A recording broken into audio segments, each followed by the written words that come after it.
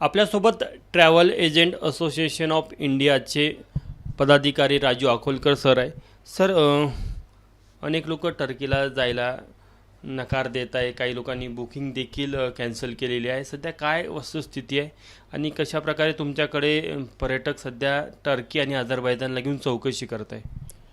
असं आहे की ही जी घटना झाली हिंदुस्थान आणि पाकिस्तानच्या दरम्यान जो युद्धजन्य स्थिती निर्माण झाल्यामुळे आणि त्याच्यात काय झालं, सोशल मीडियामुळे सामान्य नागरिकांना सुद्धा कळलं की अझरबैजान आणि टर्की भारताच्या विरुद्ध पाकिस्तानसोबत उभे होते. आणि म्हणून एक जनमानसात अशी भावना, भारतीय असल्यामुळे एक भावना निर्माण झाली.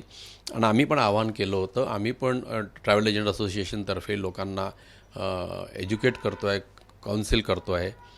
तर त्या दृष्टीमध्ये लोकांमध्ये ती जागृती झाली आणि ते आता जे टर्कीमध्ये इंटरेस्टेड लोक, टर्कीला जाण्यामध्ये किंवा अझरबैजानला जाण्यामध्ये इंटरेस्टेड लोक होते, ते आता पर्यायी डेस्टिनेशन शोधतात आहे किंवा आम्हाला म्हणतात आहे की तुम्ही रेकमेंड करा, सजेस्ट करा. जसं आम्ही अझरबैजानवाल्यांना म्हणतो आहे की जॉर्जियाला जा, आर्मेनियाला जा, किंवा टर्कीवाल्यांना म्हणतो आहे की ग्रीसला जा किंवा युरोपमध्ये जा. ह्या ऑल्टरनेटिव्ह आम्ही त्यांना सजेस्ट करतो आहे.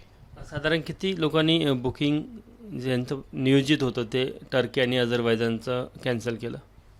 आमची ट्रॅव्हल एजंट असोसिएशनची जी राष्ट्रीय पातळीवरची जी टीम आहे त्यांनी जे फिगर्स मला दिले त्याच्यानुसार 60% बुकिंग्स कॅन्सल झालेले आहे. आणि एक गुजरातचा आमच्या मेंबरचा एक ग्रुप होता, जैन लोकांचा एक ग्रुप होता, 800 लोकांचा ग्रुप तिथे टर्कीला जाणार होता, तो त्यांनी कॅन्सल केलं ते बुकिंग, पूर्ण एंटायर बुकिंग. आणि येणाऱ्या काळामध्ये टर्कीसारख्या देशाला जवळजवळ 3,000 कोटींचा फटका बसणार आहे या कॅन्सलेशनमुळे, किंवा हा जो बहिष्कार टाकलेला आहे भारताने किंवा भारतीय याच्यामध्ये ट्रॅव्हल एजंट असोसिएशनने जो बहिष्कार टाकला आहे.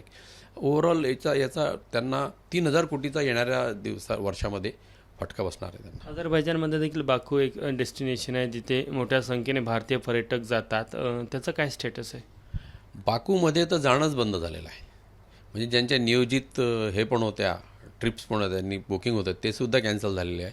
आणि बाकूमध्ये अजिबात लोकांचा रस नाही राहिला जाण्यामध्ये.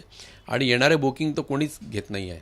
तर बाकूमध्ये सुद्धा मोठा 2-2.5 हजार कोटींचा फटका त्याला बसणार आहे, त्यांच्या इकॉनॉमीला बसणार आहे. हे त्यांच्या लक्षात नाही आलं, पण आता येणाऱ्या काळामध्ये दिसून येईल त्यांना. तर जे उर्वरित 40% बुकिंग आपल्याला दिसतात की अजून कॅन्सल व्हायचं आहे, काय वाटतं तुम्हाला? ते देखील कॅन्सल होईल की पैसे रिटर्न मिळत नाही त्यामुळे काही लोकांनी होल्ड करून ठेवलं असेल?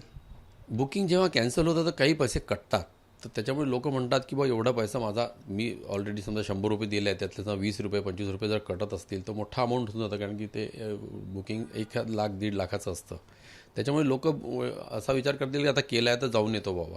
असे पण काही लोक असतात. पण काही आपल्या मायदेशाशी खूप हे असतात, लॉयल असतात जे लोक, त्यांनी म्हटलं 20 रुपये गेले हरकत नाही, पण मी कॅन्सल करून मी या देशात जाणार नाही. ही सुद्धा वृत्ती असणाऱ्या लोकांनी बुकिंग कॅन्सल केलेलं आहे.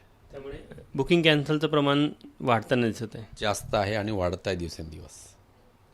तर आपण बघू शकतो की राजू अकोलकर सर त्यांनी सांगितलं की अझरबैजान असेल किंवा टर्की असेल, त्यांनी पाकिस्तानचं समर्थन केलं. त्यांच्यासाठी तर नवीन बुकिंग होत नाही, मात्र ज्या लोकांनी आधी बुकिंग करून ठेवलं होतं त्या देखील आता कॅन्सल होतं आहे. आतापर्यंत 60% जवळपास बुकिंग या कॅन्सल झालेल्या आहे आणि कदाचित उर्वरित बुकिंग या देखील रद्द होण्याची शक्यता आहे.